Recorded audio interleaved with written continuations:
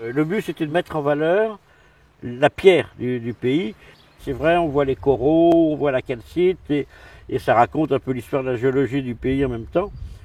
À chaque ancienne cale des bords de Loire, une sculpture de Bertrand Donneau, un artiste connu pour sa passion de la pierre et pour son amour du discours. La grenouille dit « croix, croix, croix », et le chrétien dit « croix, croix, croix ».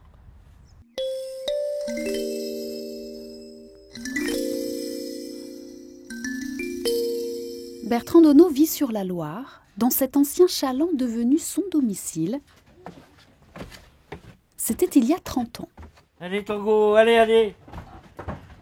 Toujours dans les pattes. Alors là, nous voilà dans l'habitat du marinier. Derrière, c'était la cale arrière. Là, on rentre dans la cale avant. Et voilà. C'est un bateau qui avait été construit dans les années 1903 pour faire l'épicerie entre Nantes et Saint-Malo.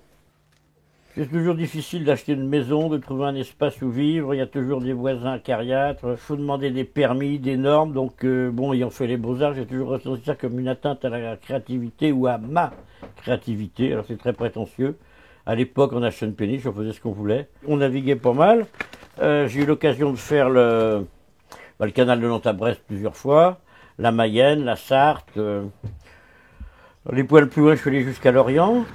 Aujourd'hui, fini les longs voyages. Cela fait 10 ans maintenant que l'artiste a accosté à Montjean-sur-Loire et décidé d'acheter une île à quelques centaines de mètres de là. L'occasion de naviguer encore un peu.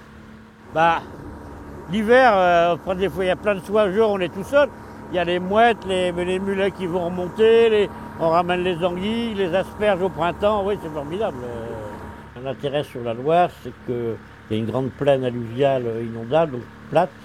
Et on a l'impression, quand il y a de la crue, on a presque l'impression d'être en mer par endroits. Enfin, l'horizon est très loin. Quand on vit sur l'eau, c'est plaisant d'avoir une île. Il s'avère, je ne sais pas trop pourquoi, mais dès que je suis loin d'eau, c'est pas plaisant. Mais l'eau n'est que son second amour. Allez, Tango, hop. Le premier reste la pierre. Quand j'ai fait les beaux-arts, je ne savais même pas que la pierre, ça existait. Enfin, ouais, on sait bien qu'il y a de la pierre, mais je regardais pas la pierre. Et tout d'un coup, en tapant dedans, comme une révélation. C'est relativement rassurant et agréable de tailler la pierre quand on a que du ciel, de l'eau et du sable mou autour de tout, quoi. Ça donne un point d'ancrage, enfin, peut-être quelque chose comme ça.